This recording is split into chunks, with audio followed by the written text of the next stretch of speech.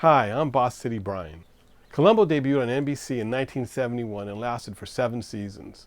It was part of the very successful NBC Mystery Movie rotation that also included McCloud and McMillan Wife, and later other entries like Quincy. The series starred Peter Falk as a seemingly unassuming, babbling, and befuddled homicide detective. He, however, exploited his annoying quirks to brilliantly disarm and outsmart his suspects. And as a mystery, Columbo was unique as it was not a whodunit, but more of a howcatchem. Typically, the shows began with the viewers watching the commission of a carefully crafted murder by the main guest star. Columbo, who rarely appeared in the first act, would then begin his investigation. In most episodes, it was clear that Columbo knew the guest star was the murderer right off the bat, but could not prove it. So a delightful game of cat and mouse would ensue between Columbo and the suspect until the suspect incriminated himself in some way or provided Columbo with the evidence he needed. In some stories, there was a real battle of wits between the suspect and Columbo, ending with the murderer's admiration for Columbo's genius in solving their perfect crime. A key to the appeal of the show was the guest stars. The role of murderer on the show was always juicy, so the show attracted actors like Dick Van Dyke, William Shatner, Leonard Nimoy, Roddy McDowell, Janet Leigh, Martin Landau, and John Cassavetes, and more. Initially, the episodes were 90 minutes in length, but because of the success of the series, most of the episodes after season 2 were 2 hours in length. But I really think that the 90-minute format works best for Columbo, because then there's no padding and all the scenes matter.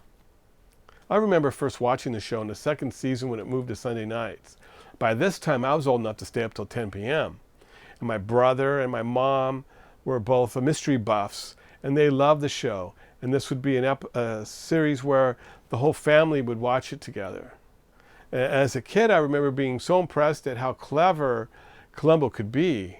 But I also recall how creepy the episode with Dick Van Dyke was. It did not seem right to my young mind that Dick Van Dyke could be so evil.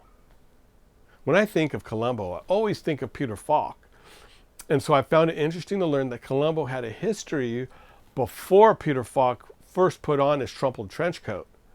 Columbo was created by the acclaimed team of Richard Levinson and William Link, and first appeared in their short story for Alfred Hitchcock Mysteries magazine back in 1960. The story was then adapted into a 1960 episode of NBC's Chevy Mystery Theater. It was then adapted in 1960 into a stage play entitled Prescription Murder. 6 years after that, the play was turned into the TV movie Prescription Murder, starring Peter Falk as Columbo. And then, 3 years later, in March of 1971, Peter Falk returned as Columbo in an NBC TV movie that served as a pilot for the series, which debuted that fall. 12 years after leaving the air, ABC revived Columbo with Peter Falk, first as part of their ABC Mystery Movie, and then as a series of occasional TV movies. 24 Columbo movies were produced over 15 seasons. I found these enjoyable, but not in the same league as the original. All of my favorites are from the 70s. And I enjoyed Forgotten Lady, where Janet Leigh plays an aging star who murders her husband to finance a career comeback. The crime seems so perfect, except to Columbo.